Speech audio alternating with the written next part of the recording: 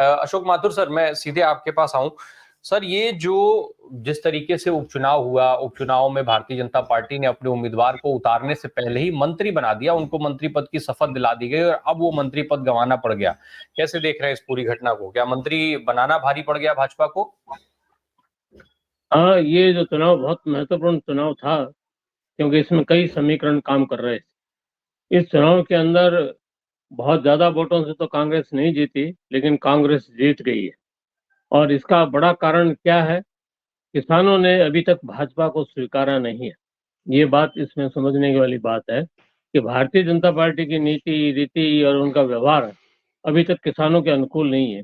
ये जो करणपुर रायसीनगर का गंगानगर जिले का ये जो बेल्ट है, ये पूरा का पूरा पिछले किसान आंदोलन में बहुत जबरदस्त रंग से आंदोलित था। और दिल्ली के पड़ाव में भी यहाँ से लोग बाग गए थे।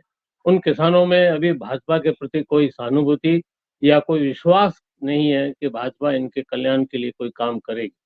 उसके अलावा एक बड़ी बात थी कि भाजपा का ओवर कॉन्फिडेंस और भाजपा का घमंड कि भाई अब तो हमने जीतना ही है, इसलिए टीटी को पहले ही मंत्री बना दें।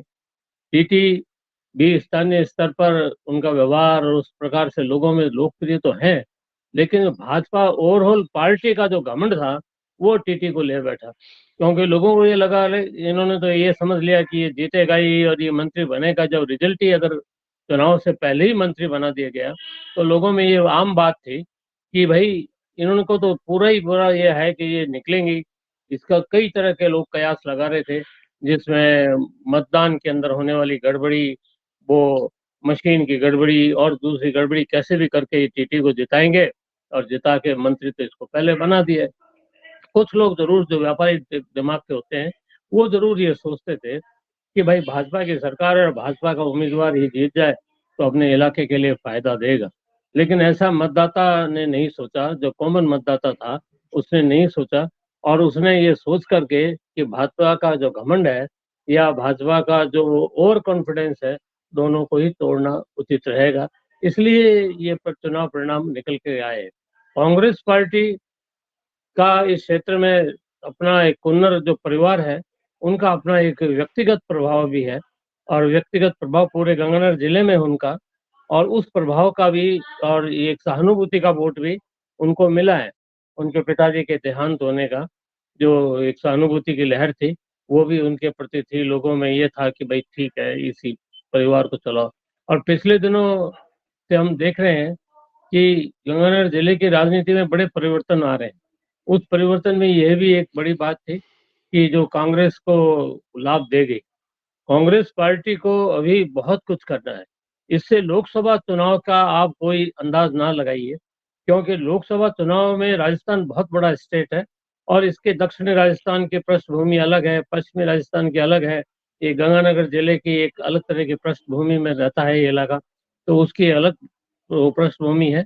लेकिन इस चुनाव के रिजल्ट से कांग्रेस के अंदर एक तरह से जान आ गई, या उनकी उमंग और जोश बढ़ गया है। इसका मतलब क्या है कि जनता ने उनसे कहा है, आगे बढ़ो, हम तुम्हारे साथ हैं।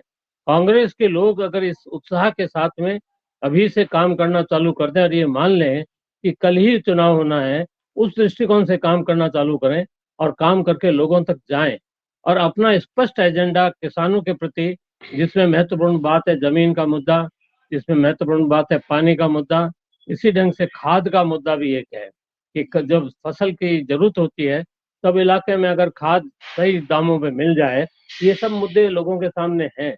और किसान को हर पल, अभी जैसे कोहरा पड़ा, इस कोहरे के अंदर भी बड़ी फसलें खराब होंगी, कुछ जगह फसलें अच्छी भी होंगी, इस कोहरे से फायदा भी होगा।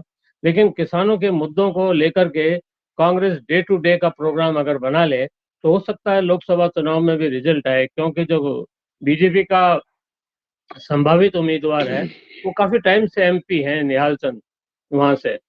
तो और काफी टाइम से हैं, उनसे कुछ लोग खुश भी हैं, कुछ लोग ना खुश भी होंगे। और उस सब का फायदा कांग्रेस को मिल सकता है। इधर जो किसानों में और संगठन थे, लेफ्ट के संगठन, जैसे सीपीएम का किसान सभा थी, सीपीआई की किसान सभा है, वो लोग मैदान में अभी नहीं है। और पता नहीं जो कांग्रेस पार्टी जो गठबंधन बना रही है, उसमें सीपीआई सीपीएम की क्या भूमिका होगी, उनके लिए कौन सी सीट छोड़ेंगे, और इसके पास का इलाका तो भारतीय कम्युनिस्ट पार्टी का इलाका था, सीपीआई का रायसी नगर का इलाका, जो बिल्कुल पास में एडजॉइनिंग है। लेकिन ये जो एक विशेष बात इसमें यह है कि पंजाब का असर इस इलाके पे पड़ता है, और पंजाब का जो असर इस इलाके पे पड़ता है, पंजाब में जो रेडिकल मूवमेंट है वो डे टू डे आगे बढ़ रहा है। कीर्ति किसान सभा जो है वो डे टू डे आगे बढ़ रही है, और उसका असर गंगानगर जिले पे, गंगानगर और हनुमानगढ़ दोनों जिलों पर, हर कॉन्स्टिट्यूंसी के ऊपर है।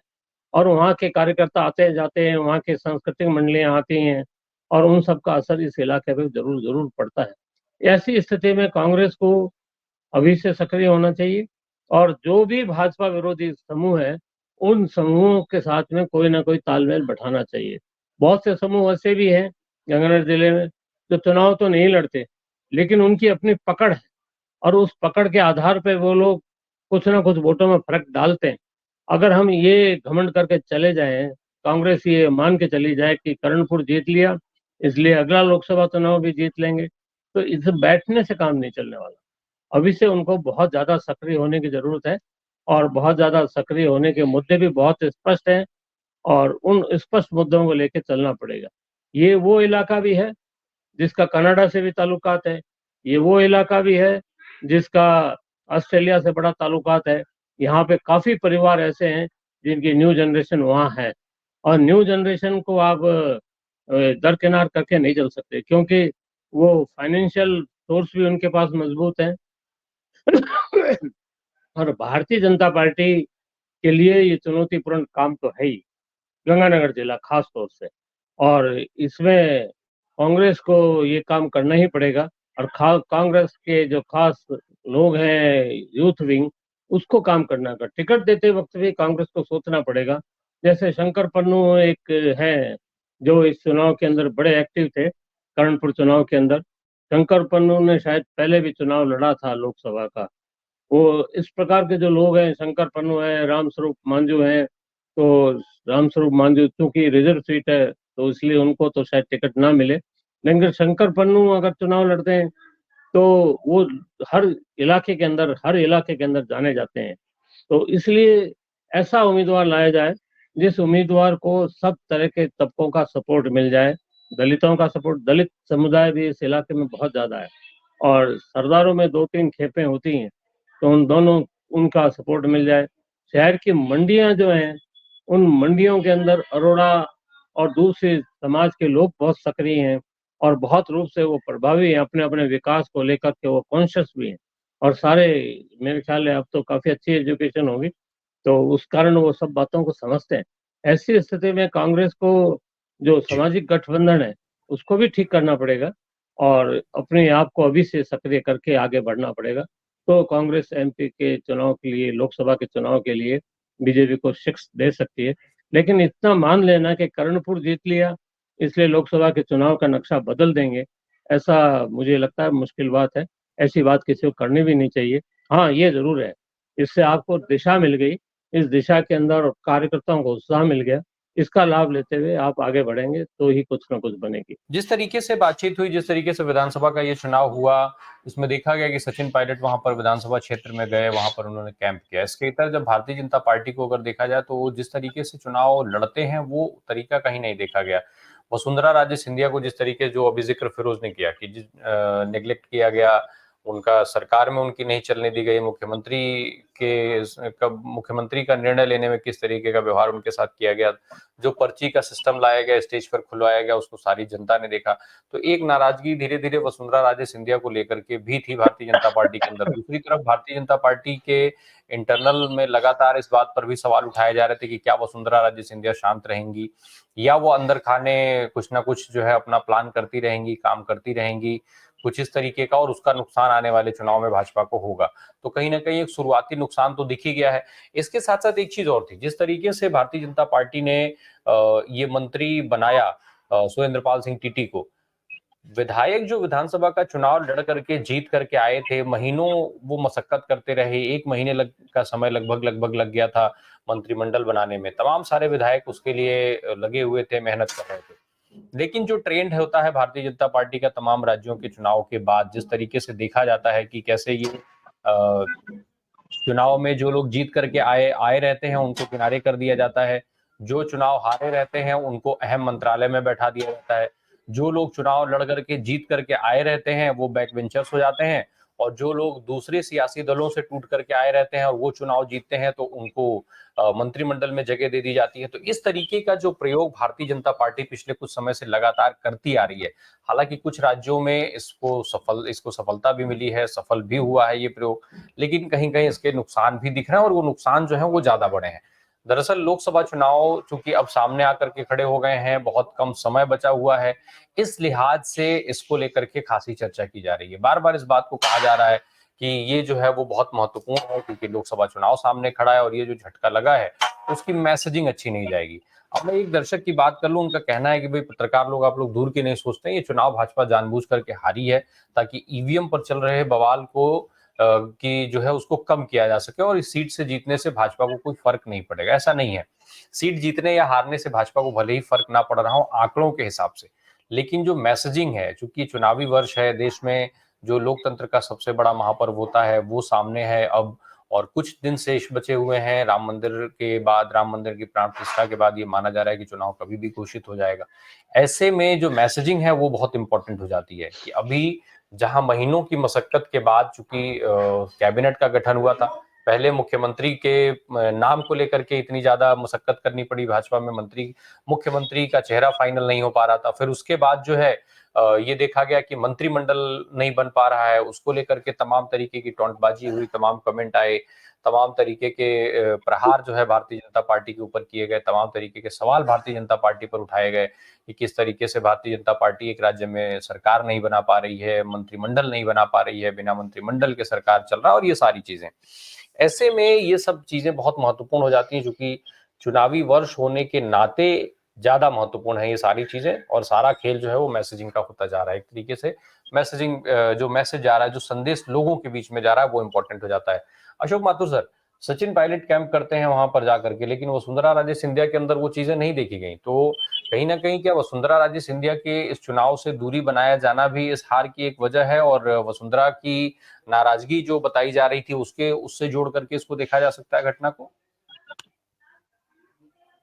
हाँ, कुछ लोग ऐसा सोचते हैं, पर वो सोचना भी मैं समझता हूँ उचित इसलिए नहीं है कि जब आप लोकतंत्र के अंदर एक लोकतांत्रिक संगठन को चलाते हैं, एक व्यक्ति को इतना महत्व दिया जाना या एक व्यक्ति की पूजा करना उचित नहीं है।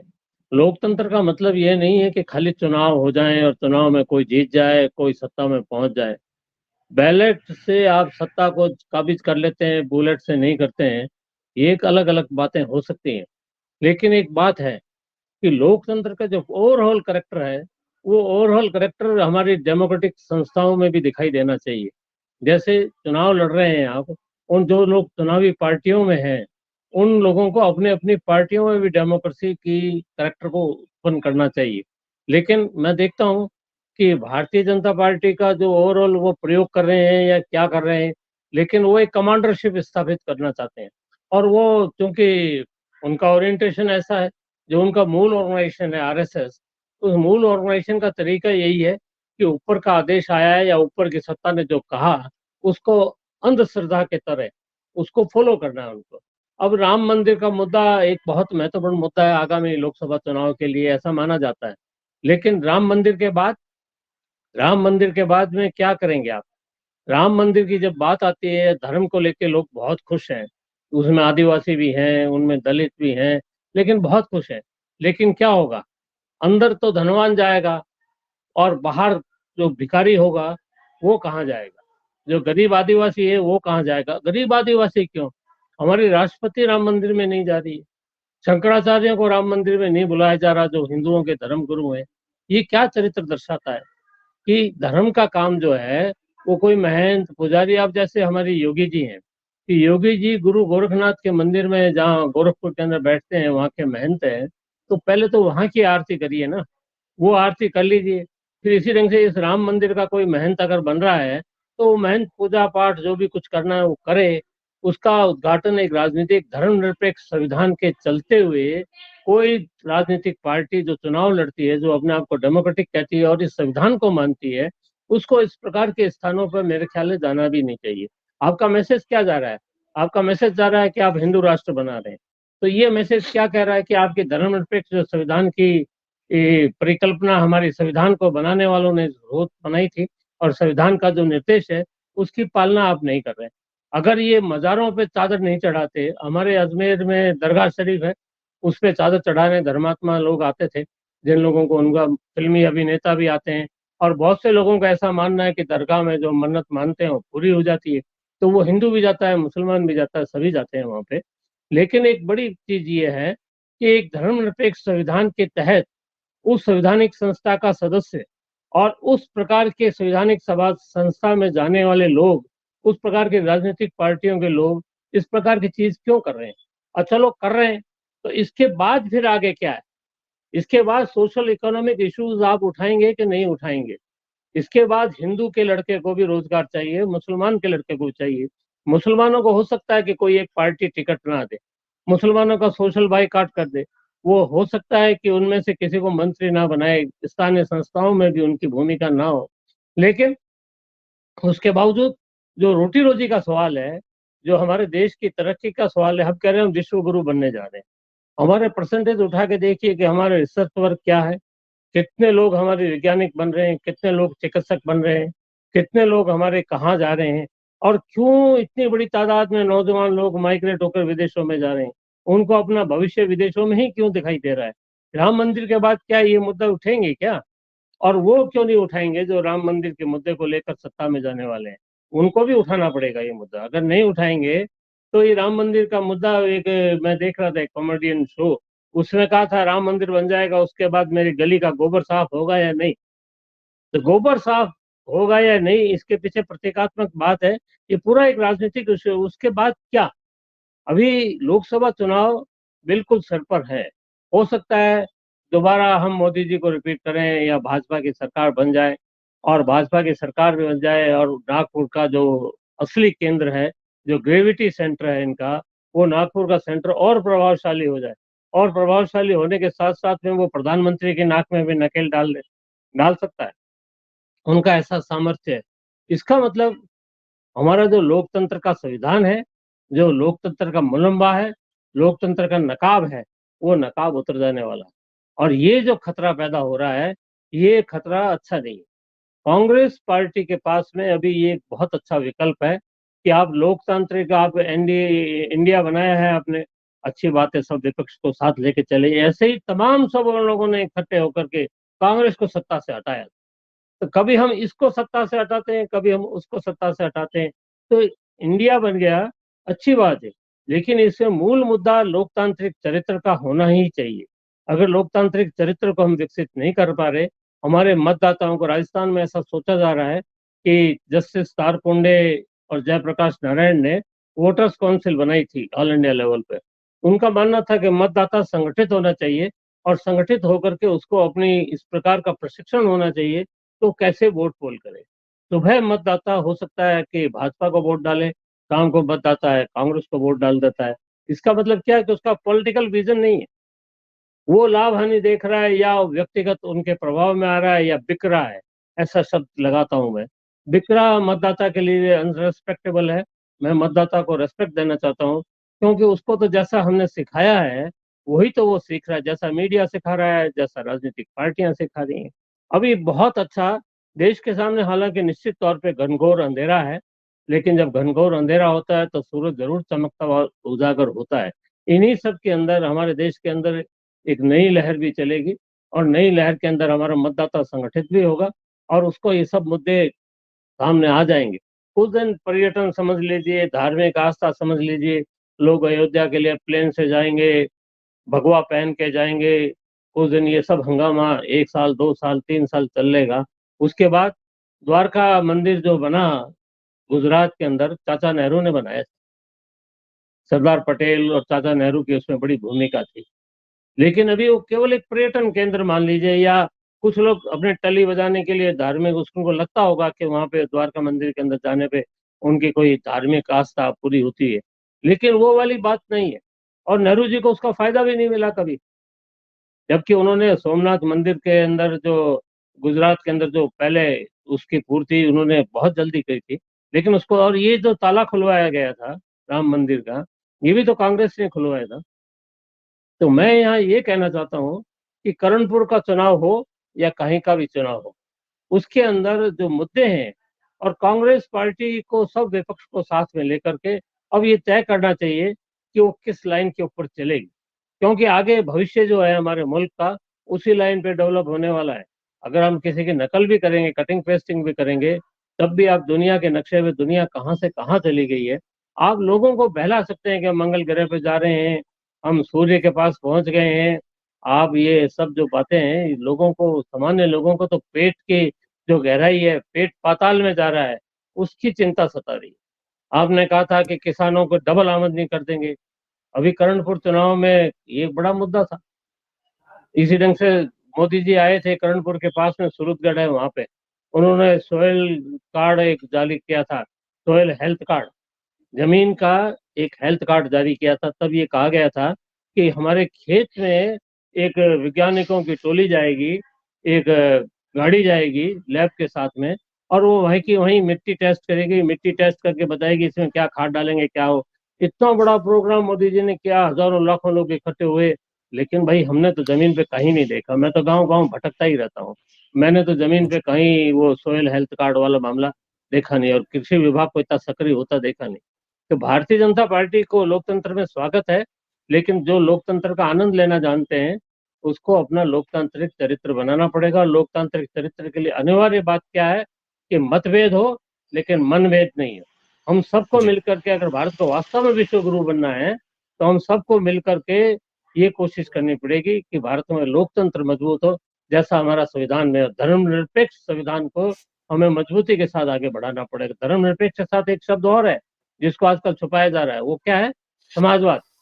अगर भाई दोबारा मोदी जी आ गए, तो सबसे पहला तो मुझे लग रहा है चाकू इसी पे चलने वाला, क्योंकि ये समाजवाद नाम की चीज है। तो सामान्य लोगों को ये भी सिखा रहे हैं कि भाई पांचों उंगलियां बराबर नहीं होती हैं, इसलिए समाज में सब बराबर नहीं होते हैं।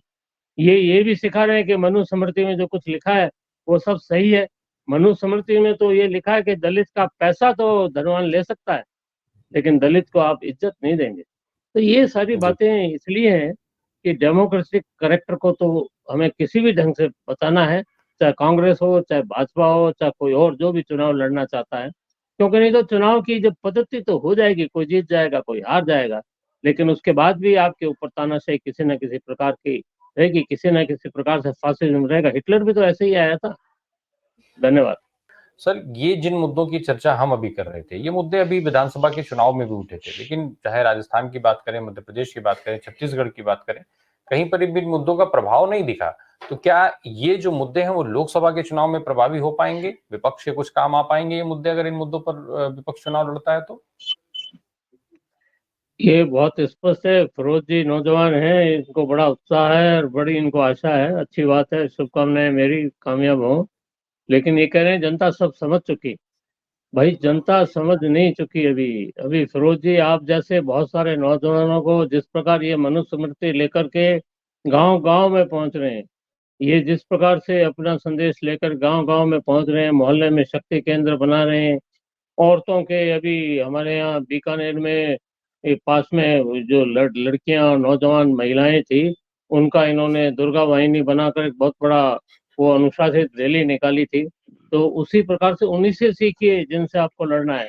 क्या सीखिए कि आप भी जाइए लेकर के गांधी को, आप भी जाइए लेकर लोहिया को, और कांग्रेस को गांव गांव में व्यक्ति व्यक्ति के पास जाना पड़ेगा।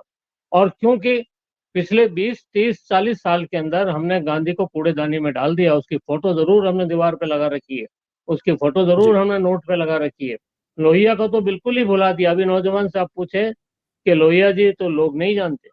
इस देश का भविष्य लोहिया जी के पास में है या गांधी जी के पास है। अगर जी। कांग्रेस जन या इंडिया के लोग जो इंडिया गठबंधन में हैं, वो इस मैसेज को लेकर के लोगों तक जाएंगे, तो इनकी पोल तो अपना आप खुल जाएगी। और पोल इसलिए खुल जाएगी, ये उसमें कहीं खड़े ही नहीं हो रहे हैं। और जब ये पोल खुल जाएगी तभी लोग कोई निर्णय लेंगे। भावों में या आंधी के रूप में जो वोट डाले जाते हैं, इससे परिवर्तन नहीं आ सकता। परिवर्तन इसलिए नहीं आ सकता क्योंकि इनका काम कैडर बेस जो है, कांग्रेस को अपना ढांचा, या इंडिया गठबंधन में जो भी संगठन है, बगैर सेनापतियों का, सेना के सेनापतियों का जो जमावड़ा है, उसको सेना तो भर्ती करनी पड़ेगी, सेना बनानी पड़ेगी, और सेना बनाकर अपने मैसेज को, जैसे अब आप लीजिए आप पार्टी को, आप पार्टी का पॉलिटिकल और इकोनॉमिक एजेंडा क्या है, वो कांग्रेस को उखाड़ने में साथ थी। आज वो कांग्रेस के साथ आ सकती है, लेकिन आने के बावजूद अगर डेमोक्रेसी में चुनाव जीत भी गए, उसके बावजूद क्या वो लोहिया या गांधी को लेकर आगे बढ़ने वाले हैं? क्या वो भगत सिंह को लेकर आगे बढ़ने वाले हैं? भगत सिंह की फोटो वो लगाते हैं, वो भी दीवार। भगत सिंह ने कहा था गोरे अंग्रेज चले गए और काले अंग्रेज आ गए, तो इस आजादी का कोई मतलब नहीं है। तो इसलिए इस हालात को सुधारने के लिए हमें जन साधारण के पास जाना पड़ेगा, स्कूलिंग करनी पड़ेगी, और खास तौर से नौजवानों को ये काम करना पड़ेगा, तब ये जाकर के परिवर्तन होगा। सत्ता परिवर्तन से व्यवस्था परिवर्तन नहीं होता है। धन्यवाद।